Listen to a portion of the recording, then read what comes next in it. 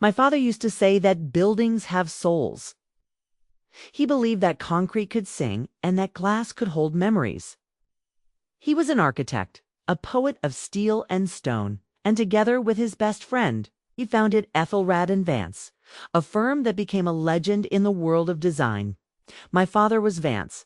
After he passed, all I had left of him were his blueprints, his principles, and my job at the firm he built, now run by his partner's son, Julian Aethelred. For years, I served as Julian's ghost. I was the lead architect, the creative engine behind every award, every magazine cover, every soaring atrium that earned him the title of visionary. My name, Elara Vance, was never mentioned. I was a well-compensated secret. The silent V in A and V. I tolerated it because I felt a duty to my father's legacy, and because Julian, for all his polished media-friendly charm, needed me. He had the name, but I had the talent.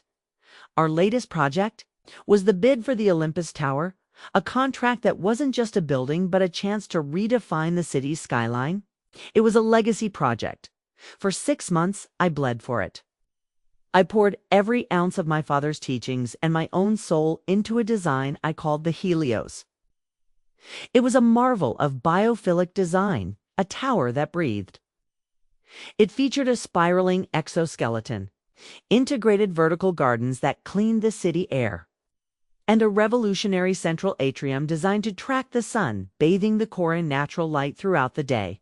It was my masterpiece. It was beautiful, sustainable, and, I believed, unbeatable. Julian was ecstatic. He paraded my renderings in front of the city council, his voice smooth as he spoke of his vision, his philosophy. I stood in the back of the room, invisible, watching him wear my passion like a well-tailored suit. The day the city was set to announce the finalist, Julian called me into his cavernous office. The space was decorated with photos of him shaking hands with mayors and celebrities, all in front of buildings I had designed. "Elara," he began, his smile not quite reaching his eyes, "we need to talk about your future with the firm." I felt a knot of unease tighten in my stomach. "Is there a problem with the Olympus bid?" "On the contrary," he said, steepling his fingers. "The city loves it. They're leaning our way heavily." He paused, savoring the moment, which is why this is so difficult. He slid a folder across the vast mahogany desk. "I've been made aware of a serious breach of contract. It seems you've been shopping the Helios design to a rival firm." The accusation was so absurd, so utterly disconnected from reality, that I laughed. "What? Julian, that's insane. Helios is my life's work. It belongs to this firm, does it?" he asked, his voice turning to ice. He tapped the folder. "I have sworn statements, emails. You've been careless." He stood up and walked to the window, his back to me. "The board is furious. We can't have you representing us. Your employment is terminated, effective immediately." My breath caught in my chest. "You're firing me, Julian. This is a lie. Who told you this?" He turned, and for the first time I saw him without his mask of charm. In his eyes was the cold, hard glint of a predator. "It doesn't matter. What matters is protecting the firm, and protecting my project. My project." The words hit me like a physical blow. "You can't do this," I whispered, my mind reeling. "My father, ... your father is gone," he snapped. "This is my firm now." He gestured to the folder again. "Inside, you'll find a copy of your employment agreement. The non-compete clause is ironclad. You won't work in architecture in this city for 2 years. Stall. All designs created during your employment, including Helios, are the exclusive intellectual property of Aethelred and Vance." I realized then what was happening. It wasn't just a firing, it was a heist. It was cutting me out, erasing me from my own masterpiece. He was stealing my design, my career, and my father's legacy in one fell swoop. I tried to fight. I called the board members men who had known my father for decades. They offered condolences but hid behind procedure. Julian has the evidence. Elara, our hands are tied. I consulted a lawyer who confirmed my worst fears.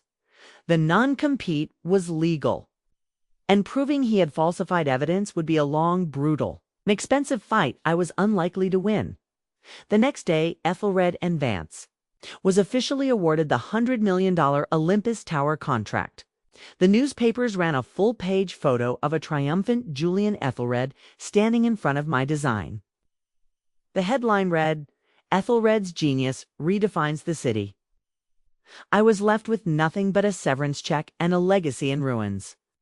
The grief was a physical weight, crushing the air from my lungs.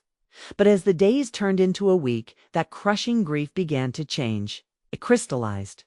It sharpened into something cold, clear, and unbending. Julian thought he had buried me. He didn't realize. He had just planted a seed. The first month was a masterclass in professional isolation. My name was mud. The non-compete clause was a cage, and the rumors Julian had seeded that I was unreliable. A thief wore the bars. I was an architect who couldn't build a creator, with no outlet.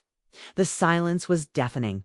My father's old brownstone, the only thing of value he'd left me, became my sanctuary and my prison.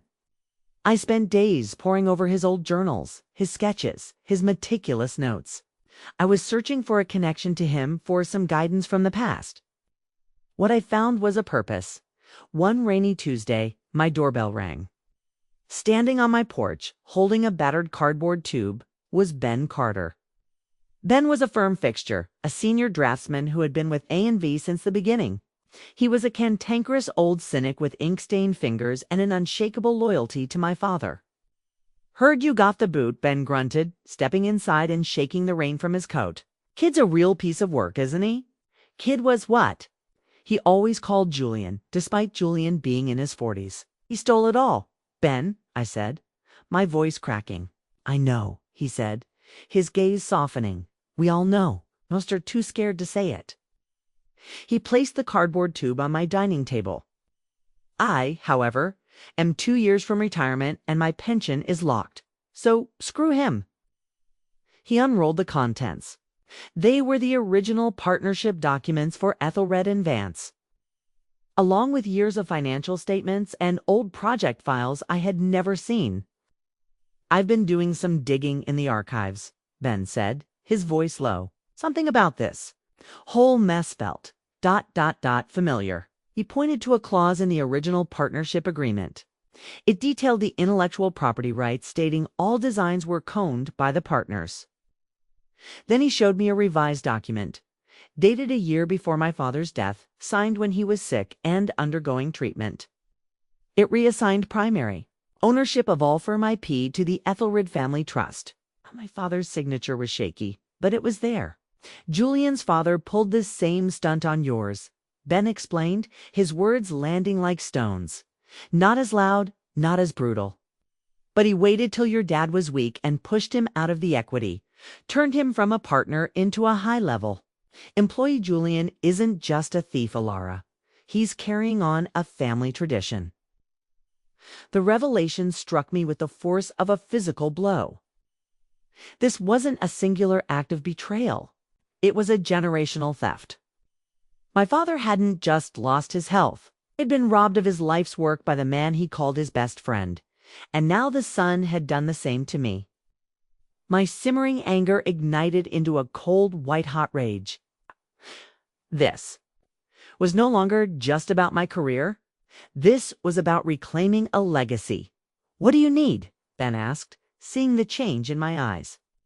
"Everything," I replied. "I need every blueprint, every supplier list, every geological survey, every piece of data on the Olympus project." For the next few weeks, Ben became my covert operative. He smuggled out data on flash drives, passing them to me in quiet coffee shops.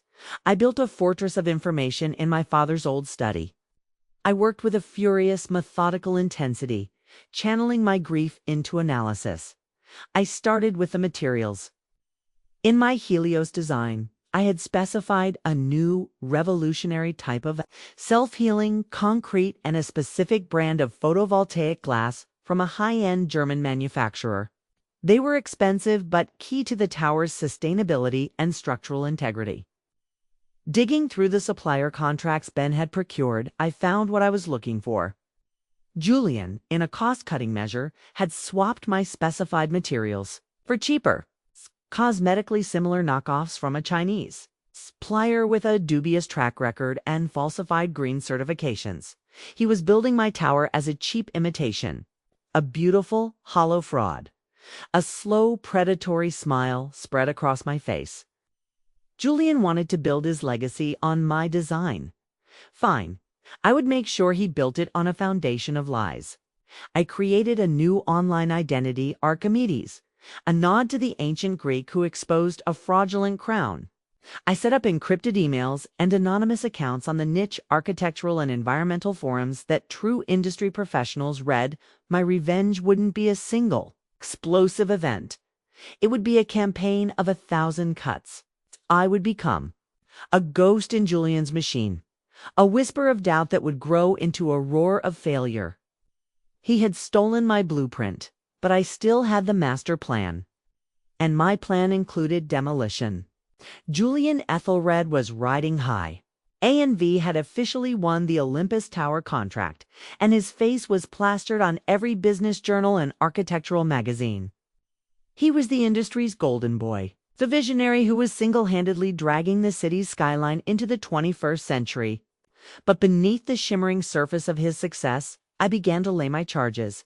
My first move was subtle. As Archimedes, I wrote a meticulously researched article on a small, influential environmental engineering blog. The piece, titled "The Greenwashing of Modern Architecture," was a deep dive into fraudulent materials and falsified sustainability certifications. I didn't mention the Olympus Tower or A&V by name. Didn't have to.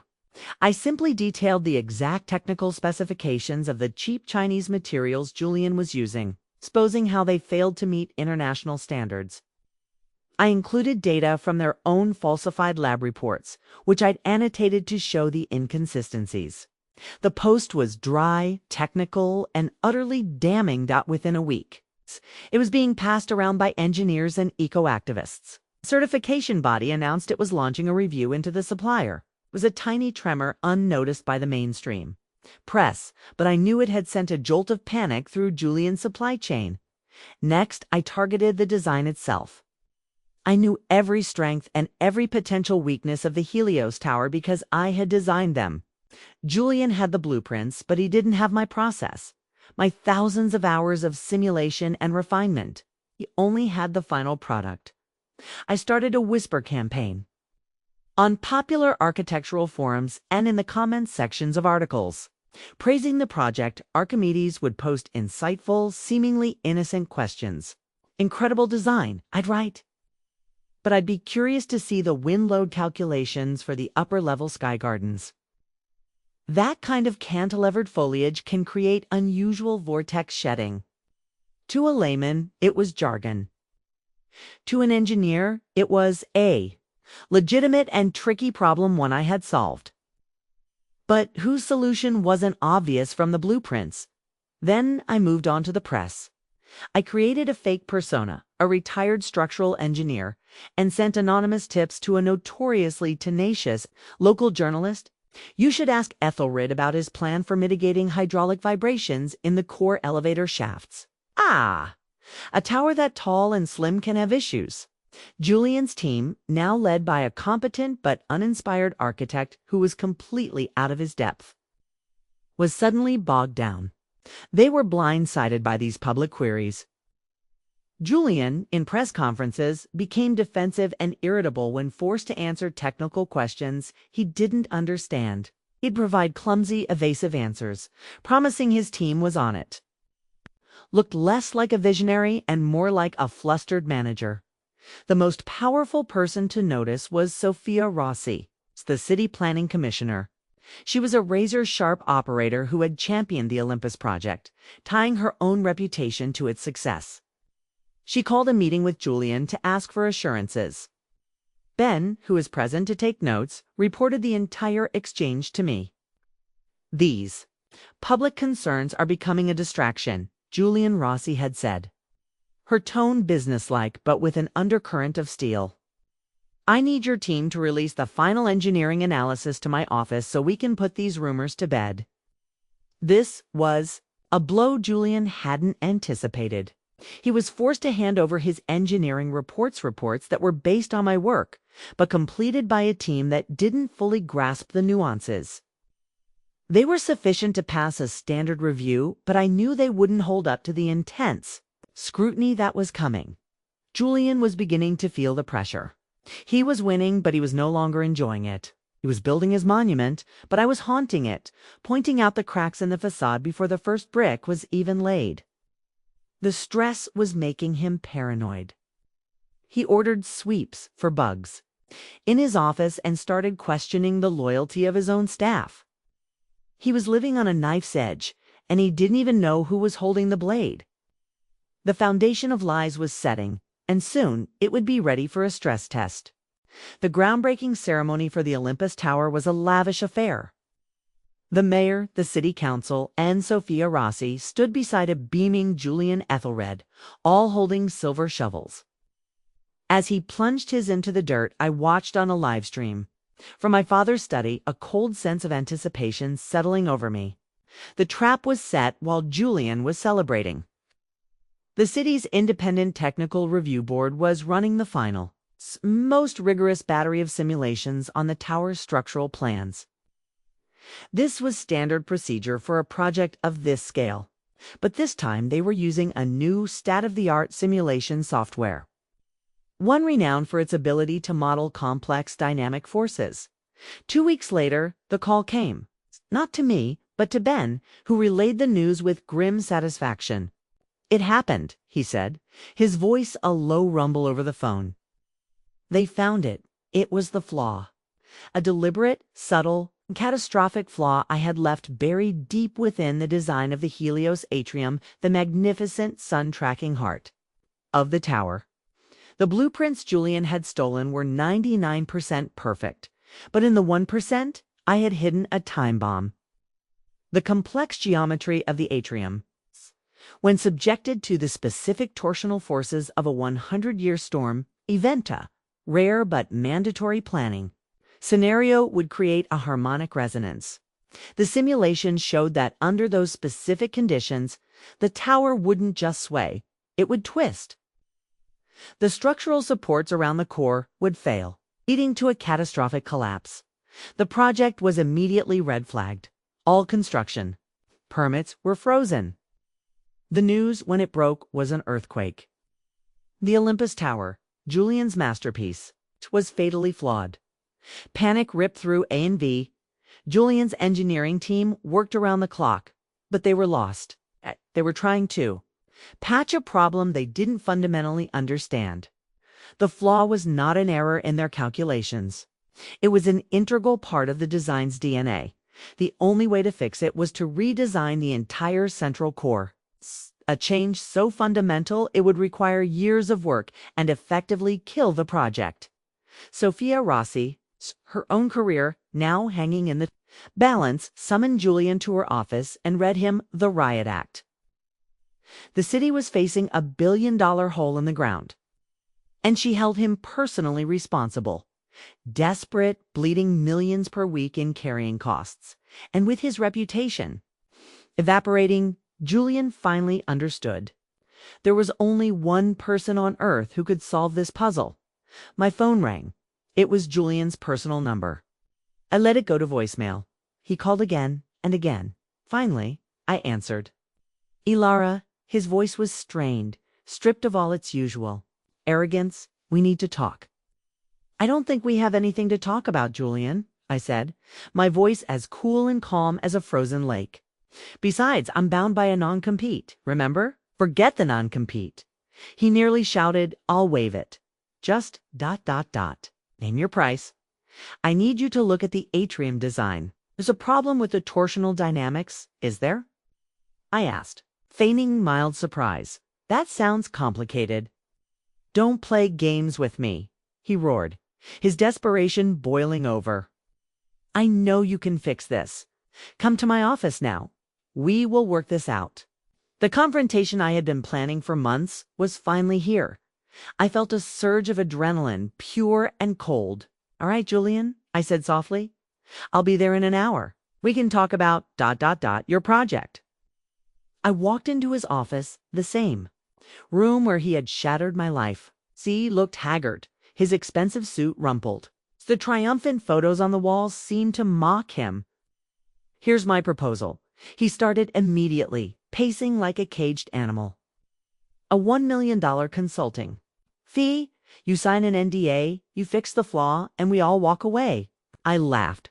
A real, genuine laugh. It was the first time I'd felt true amusement in a year.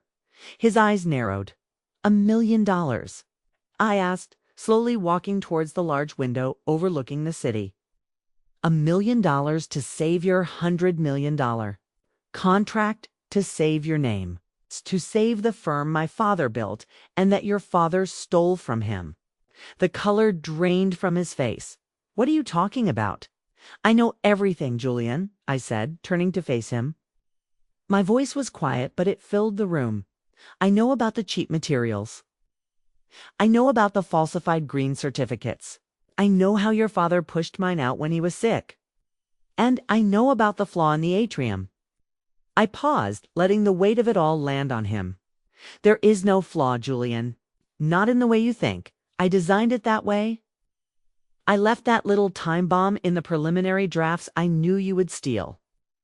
I have the final calculations, the ones that solve the resonance issue, locked away.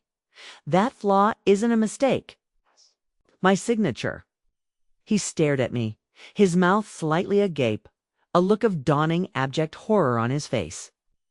He wasn't just dealing with a disgruntled ex-employee. He was dealing with the architect of his ruin. The ghost in his machine had just revealed herself, and she was holding the kill switch. The silence in Julian's office was absolute. The only sound was the faint hum of the city below, a city whose skyline he had tried to claim as his own. He sank into his chair, the fight draining out of him, leaving behind the shell of an arrogant man. What do you want? He finally whispered, the words tasting like ash in his mouth. I walked over to his desk and sat in the visitor's chair, the one I had sat in when he fired me. The power dynamic had been completely inverted. This is not a negotiation, I stated, my voice devoid of emotion. These are my terms for salvaging your disaster. You will meet every single one, or I will walk out that door and the Olympus Tower will become the most expensive hole in the ground in this city's history. I laid out my conditions, each one a perfectly calculated blow. First, Aethelred and Vance will issue a public statement effective immediately. It will state that I, Elara Vance, am the sole creator and lead architect of the Helios, designed for the Olympus Tower. It will state that my termination was a gross misunderstanding and that I have been brought back on to oversee the project's completion. His head snapped up, the public humiliation of it stinging him. I continued without pause. Second, you will immediately cede all patents and copyrights for the Helios design and all its derivative technologies to me personally. It is my intellectual property. You were merely its temporary custodian. Third, my father, Robert Vance, was cheated out of his equity in this firm. You will rectify that. The firm will buy out his original founding stake, adjusted for inflation and growth, and pay it to me. My financial analysts have valued it at $67 million. Julian choked, a strangled sound of disbelief. That would cripple us. That's a you problem, I said coldly. Fourth, the project will be built to my original specifications. No more fraudulent substitutes. You will scrap the cheap Chinese materials and source the self-healing concrete and photovoltaic glass from my specified German suppliers. The cost will be astronomical. But the tower will be built as I designed it, or it won't be built at all. He stared at me, his mind clearly racing, looking for an angle, a way out. He found none. I had him trapped in a cage of his own making.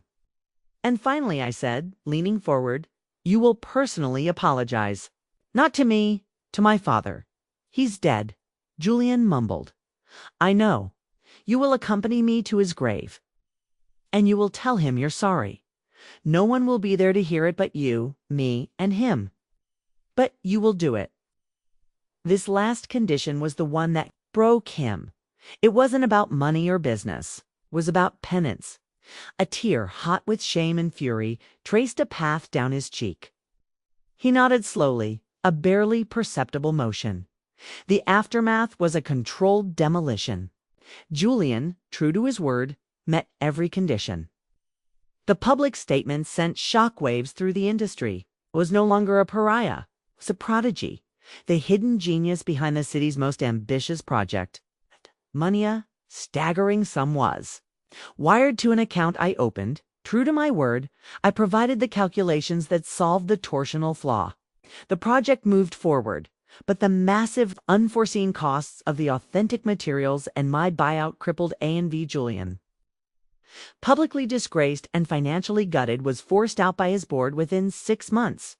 The firm, a shadow of its former self, was eventually restructured and rebranded. The Aethelred name, once a mark of prestige, was gone.